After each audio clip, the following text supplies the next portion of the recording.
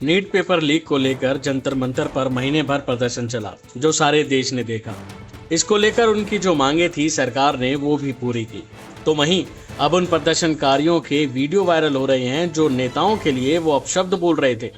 इसको लेकर योग गुरु बाबा रामदेव ने तमाम बच्चों के लिए बयान दिया है और उन्होंने कहा कि बच्चों को हुड़दंग और गाली गलौज नहीं करना चाहिए, और जहां तक की विरोध प्रदर्शन की बात है तो हाँ, वो करना चाहिए, लेकिन बाकी चीजें हुड़दंग गाली गलौज जो भी ये सब करते हैं उन चीजों से बात नहीं बनेगी। सुनिए बाबा रामदेव ने अपने पूरे बयान में क्या कहा।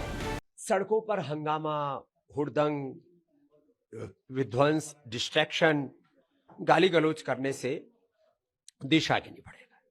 हाँ, मैं मानता हूं कि हमारी राजनीतिक व्यवस्था में, शिक्षा तंत्र में, चिकित्सा तंत्र में और अलग अलग व्यवस्थाओं में बहुत खामियां है और उनके लिए विरोध ये हमारा संवैधानिक अधिकार भी है। और जब बातें अनसुनी की जा रही हो तो फिर लोकतांत्रिक संवैधानिक तरीके से विरोध होना भी चाहिए। तो बस एक ही बात कहूंगा, डेमोक्रेटिक कॉन्स्टिट्यूशनल तरीके से ह्यूमन वैल्यूज, मोरल वैल्यूज के साथ हमें विरोध करना चाहिए। गाली गलौज, हुड़दंगा, विध्वंस, डिस्ट्रैक्शन, इससे बात नहीं बनेगी। और विरोध करने के साथ साथ ये भी देखें कि हमें देश का निर्माण कैसे करना है, क्योंकि आखिरी बात तो देश के सबका लक्ष्य एक ही है कि हमें विकसित भारत बनाना है। विकसित भारत मात्र हंगामा करने से तो नहीं बनेगा।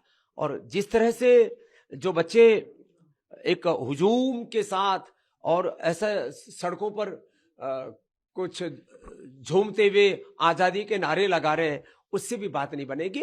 आपको अपने आप को इतना काबिल बनाना पड़ेगा कि आप भी अपने देश के लिए कुछ योगदान कर सके और शासन तंत्र को भी जवाबदेह बना सके। उसके लिए आप जरूरत पड़ने पर कभी कभी ऐसा विद्रोह और बगावत नहीं, बल्कि अहिंसात्मक लोकतांत्रिक संवैधानिक मूल्यों के साथ आंदोलन भी जरूरी है। लेकिन उन छात्र नेताओं की तरफ से जो बातें कही जा रही है कि हमने सरकार पे दबाव बनाया और इसलिए हम उस प्रयोजन में सफल हुए, जो मांग थी खासतौर पर इस्तीफे की जो बात कही जा रही है। अच्छा, एक मैं छोटा सा प्रश्न पूछता हूं, शिक्षा मंत्री के इस्तीफा देने से कौन सा भूचाल आ जाएगा शिक्षा व्यवस्था में, या कौन सा परिवर्तन आ जाएगा? परिवर्तन तो छात्रों के पुरुषार्थ से आएगा, परिवर्तन तो नीतियों से आएगा। तो शिक्षा मंत्री के मात्र इस्तीफा देने से कि धर्मेंद्र प्रधान गए और प्रहलाद जोशी आ गए और इससे देश बदल जाएगा, शिक्षा बदल जाएगा, बच्चों को रोजगार मिल जाएगा, महंगाई, बेरोजगारी, गरीबी, ये सब ठीक हो जाएंगे। हाँ, सरकार जवाबदेह होनी चाहिए, ये मैं मानता हूं, लेकिन परिवर्तन केवल एक व्यक्ति के परिवर्तन से नहीं हो जाएगा। व्यवस्था परिवर्तन जरूरी है और उसमें अपना पुरुषार्थ भी जरूरी है।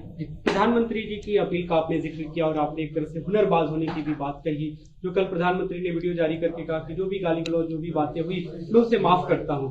और आपने आज जो एक तरह से हुनरमंद बच्चों को बनाने के लक्ष्य लेकर जो आप चले, उन दोनों को कैसे देखें?